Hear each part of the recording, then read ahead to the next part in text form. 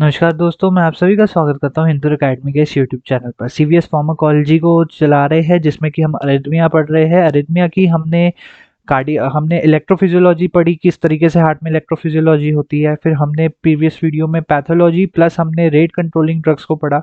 Anti arrhythmic drugs को हमने दो क्लासेस में डिवाइड किया है, rate controlling, rhythm controlling. Rate controlling में हमारे पास बेसिकली क्लासेस आ जाती है beta blockers, calcium channel blockers और एडिनोसिन एंड डिजॉक्सिन, जिसको हमने प्रीवियस वीडियो लेक्चर में क्लियर कर लिया है। आप जाके उस वीडियो लेक्चर को जरूर देखिएगा, तभी आपको ये सारी चीजें लूप में समझ आएगी। इस वीडियो लेक्चर में हम बेसिकली रिदम कंट्रोलिंग ड्रग्स के बारे में देखेंगे। तो और रिदम कंट्रोलिंग ड्रग्स आपके पास दो क्लासेस रह जाती है, जो कि रहती है class 1, which are class 1 and your class 1 and class number 3। तो इस वीडियो लेक्चर में हम बेसिकली क्लास 1 और क्लास 3 ड्रग्स के बारे में ही देखेंगे। तो चलिए, तो यहाँ पे हम ग्राफ भी ले आए हैं। बेसिकली रिदम कंट्रोलिंग में हम कार्डियक मायोसाइट्स के को देखेंगे कि कार्डियक मायोसाइट्स पे हम एक्टिविटी करवाएंगे। बेसिकली कार्डियक मायोसाइट्स पे किस तरीके से एक्टिविटी होती है वो हमने इलेक्ट्रोफिजियोलॉजी में एनिमेटेड तरीके से समझा है। आप जाके उस वीडियो को भी चेकआउट कर सकते हो। तो रिदम कंट्रोलिंग में हम बेसिकली सबसे पहले यूज करेंगे, we will use the class 1 drugs. We will use the class 1 that are basically sodium channel blockers. They are basically sodium channel blockers. So sodium channel blockers। तो चलिए start करते हैं। Basically class 1 को हमने divide किया है three sub classes में। They are divided into three sub classes that are class 1A, second is class 1B and third is class 1C। Class 1A, 1B and 1C। अब ध्यान से एक चीज समझिएगा, 1A, 1B और 1C को divide करने पे ये था कि सारे सोडियम चैनल को ही ब्लॉक करेगी, बट इनको डिवाइड किया on the basis of their affinity and their ability. मतलब कि कौन कितना ताकतवर तरीके से सोडियम चैनल को ब्लॉक कर सकता है। तो उसको याद करने के लिए आपके पास सिंपल ट्रिक है, कैब से याद रखना है। 1C सबसे ज्यादा strongest calcium channel sodium channel blocking करेगी, उससे कम A और सबसे कम है B। Class 1A, 1C, 1A, 1B। तो इस तरीके से आपके पास क्लासेस डिवाइडेड है। अब देखते हैं यहाँ पे हम ड्रग्स को। ड्रग्स में सबसे पहले क्लास 1A में आ जाता है DQP। से आप याद करोगे DQP, ठीक है, DDQP। तो that is disopyramide. Disopyramide. Next is quinidine, बहुत ही इंपॉर्टेंट ड्रग है quinidine. And third and the last drug is procainamide. Third and last drug is procainamide. तो ये तीन ड्रग्स है जो आ जाती है in the category of 1A। Next है आपके पास कैटेगरी 1C की। 1C की कैटेगरी में आप बेसिकली कौन कौन सी ड्रग्स रखोगे? 1B की कैटेगरी में आप रखोगे सिर्फ और सिर्फ एक drug, that is lidocaine. That is lidocaine. And in the category for your class 1C, जो कि सबसे ज्यादा एफिनिटी दिखा रही है, that are basically flecainide, flecainide and your propafenone. KD Tripathi में या फिर कई बुक्स पे आपको और भी ड्रग्स मिल जाएगी, लेकिन यहाँ पे मैं सिर्फ वही ड्रग्स लेके आया हूँ जो सबसे ज्यादा प्रेफरेबली यूज होती है। तो we have disopyramide, quinidine, procainamide and in the class 1B we have lidocaine and class 1C we have flecainide and your basically we have your propafenone. So यहाँ पे अब थोड़ा सी एक्टिविटी को समझते हैं, किस तरीके से एक्टिविटी है। तो ये हमारे पास एक सेल है, ये है सोडियम चैनल। सो यहाँ पे 1A, 1B, 1C को तीन डिफरेंट तरीके से समझेंगे। तो बेसिकली क्या हो रहा है कि अगर जब मेनली नॉर्मल एक्टिविटी में voltage gated sodium channels open होते हैं, जब गैप जंक्शन से या फिर पेसमेकर सेल से पॉजिटिव चार्ज सेल के अंदर आता है, तो वो पॉजिटिव चार्ज सोडियम चैनल को एक्टिवेट करता है। सोडियम चैनल जैसे ही एक्टिवेट हो जाता है तो सोडियम की एंट्री सेल के अंदर स्टार्ट हो जाती है। सोडियम की एंट्री सेल के अंदर स्टार्ट होने की वजह से फर्दर प्रोसेसेस चलते हैं। तो बेसिकली ब्लॉकेज ट्रेंड पे अगर देखें तो हम बेसिकली कुछ नहीं कर रहे। ये सारी ड्रग्स क्या कर रही है, 1A, 1B एंड 1C, ये सारी ड्रग्स इस सोडियम चैनल को ब्लॉक कर रही है। क्या कर रही है? इस सोडियम चैनल को ब्लॉक कर रही है। इस सोडियम चैनल को ब्लॉक करने की वजह से जो सोडियम चैनल की एक्टिवेशन है वो कम हो गई। एक्टिवेशन कम होगी तो यहाँ पे जो आपको पीक में क्या डिफरेंस देखने को मिलेगा, पीक में भी जो डिफरेंस देखने को मिलेगा वो भी देख लेते हैं यहाँ पे। पीक में हमारे पास कुछ डिफरेंट डिफरेंसेस देखने को मिलेंगे। 1A का अलग होगा, 1B का अलग होगा, 1C का अलग होगा। तो देखते हैं यहाँ पे। सबसे पहले अगर मैं बात करूं 1C के बारे में, ठीक है, क्योंकि उसकी सबसे ज्यादा एक्टिविटी आपको देखने को मिलेगी। तो 1C में क्या हो रहा है, it will decrease the slope of phase zero. Phase zero के जो स्लोप है उसे कम करेगा। मींस ये आपका फेज नंबर 4 है, ये आपका फेज नंबर 4 है, तो इसके स्लोप को स्लाइटली टिल्ट करेगा। क्या करेगा, it will slightly tilt your slope. इस तरीके से यहाँ पे टिल्ट शो करेगा, ये इस तरीके से। और यहाँ पे आपके पास इस तरीके से आपके ग्राफ होगा, ठीक है जी। तो इस तरीके से ग्राफ बनेगा। अब यहाँ पे एक चीज ध्यान रखना, इस पॉइंट से लेकर इस पॉइंट तक ये आपका एक्शन पोटेंशियल है। क्या है, ये आपका एक्शन पोटेंशियल। तो यहाँ पे हम थोड़ी सी सावधानी एक्शन पोटेंशियल पे भी रखेंगे, ठीक है। सावधानी थोड़ी सी किस पे रखेंगे हम, एक्शन पोटेंशियल पे भी।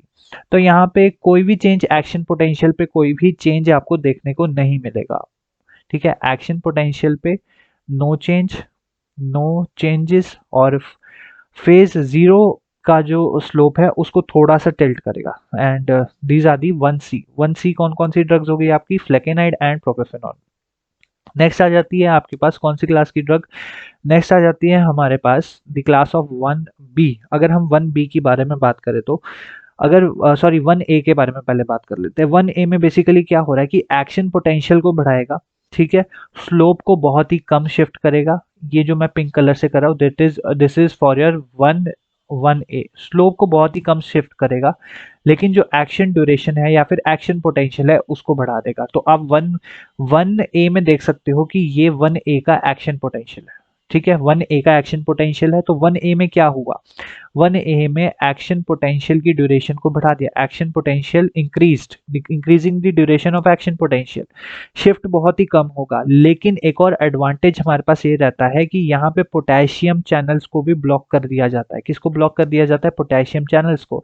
तभी तो आपके पास यहाँ पे जो आपको यहाँ पे एक्शन ड्यूरेशन बढ़ रहा है, क्योंकि फेज 4 ये सारा potassium channel, phase 3 potassium channel के कारण हो रहा है।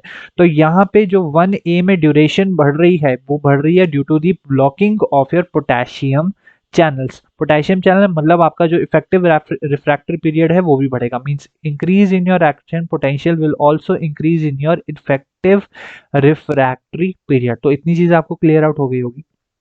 नेक्स्ट अब लास्ट क्लास पे आ जाते हैं, जो कि रहती है आपके पास यहाँ पे 1B। 1B क्लास सबसे लीस्ट एक्टिविटी देखने को मिलती है। 1B क्लास की सबसे कम एक्टिविटी देखने को मिलती है। 1B क्लास में बेसिकली क्या हो रहा है, अब इसको थोड़ा सा ध्यान से समझना बहुत ही ज्यादा इंपॉर्टेंट है, ठीक है, बहुत ही ज्यादा इंपॉर्टेंट है। 1B क्लास में हमारे पास जो शिफ्ट है, फेस 1 की जो शिफ्ट है वो बहुत ही कम देखने को मिलती है। फेस 1 की जो शिफ्ट है ना वो ऑन द लाइन ही देखने को मिलती है, ठीक है। लेकिन जो एक्शन पोटेंशियल है, एक्शन पोटेंशियल की जो ड्यूरेशन है वो छोटी हो जाती है। यहाँ पे क्या होती है, एक्शन पोटेंशियल की ड्यूरेशन बढ़ गई, लेकिन यहाँ पे एक्शन पोटेंशियल की ड्यूरेशन छोटी हो रही है। तो ये डिसएडवांटेज रहता है आपके पास 1B में। 1B में बेसिकली क्या हो रहा है, we are decreasing the slope of phase zero. सबसे ज्यादा फेज जीरो की स्लोप में डिक्रीज आपको देखने को मिलता है इन योर 1C, क्योंकि उसकी एक्टिविटी भी उसी तरीके से है। फिर फेज जीरो में अगर एक्टिविटी कम है, स्लोप कम है, तो एक्शन पोटेंशियल भी कम हो जाएगा। एक्शन पोटेंशियल कम होगा तो रिफ्रैक्टरी पीरियड भी कम हो जाएगा। क्या हो जाएगा, रिफ्रैक्टरी पीरियड भी डिक्रीज आउट हो जाएगा। अब यहाँ पे रिफ्रैक्टरी पीरियड डिक्रीज हुआ, मींस यहाँ पे आपकी एरिथमिया की कंडीशन ट्रीट होगी। एक्शन पोटेंशियल की ड्यूरेशन को बस छोटा सा कर दिया है। यहाँ पे एक्शन पोटेंशियल की ड्यूरेशन में कोई भी चेंज नहीं दिखाती है 1C, इंक्रीज करती है 1A और डिक्रीज करती है 1B। तो ये कुछ पॉइंट्स है यहाँ पे आपको क्लियर आउट हो गए होंगे। So this was totally about your rhythm controlling via class 1, that is sodium channel blockers. So I hope आपको क्लियर आउट हो गया होगा। अब नेक्स्ट होगी class number 3, that will be your potassium channel blockers. और किस तरीके से पोटेशियम चैनल ब्लॉकर्स करेगी उसको भी चेकआउट करते हैं। Now we are coming towards the end of your arrhythmic drugs, जो कि रहेगी आपके पास सेकेंड जो हम यूज करते हैं in the treatment in by controlling the arrhythmia by rhythm control, जो कि रहती है आपके पास class number 3। Class 3 that is potassium channel blocker, that is potassium channel potassium channel blocker. अभी पोटेशियम चैनल ब्लॉकर किस तरीके से काम करेगी चलिए देखते हैं। इनकी ड्रग्स को याद करने के लिए एक सिंपल सी ट्रिक बनाई है, बस आप इन उस ट्रिक में कंफ्यूज मत होना, मेरा आपसे यही एक निवेदन है, क्योंकि वो ट्रिक थोड़ी सी कंफ्यूजिंग हो रहती है। एड्स, अब ये एड्स एक्वायर्ड इम्यूनोडेफिशिएंसी सिंड्रोम नहीं है, ये क्लास 3 की ड्रग्स को याद करने की ट्रिक है। एमिडोरोन, एमिडोरोन, ब्यूटिलाइड,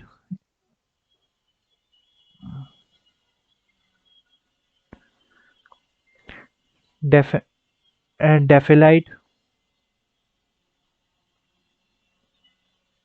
एंड सोटेलॉल।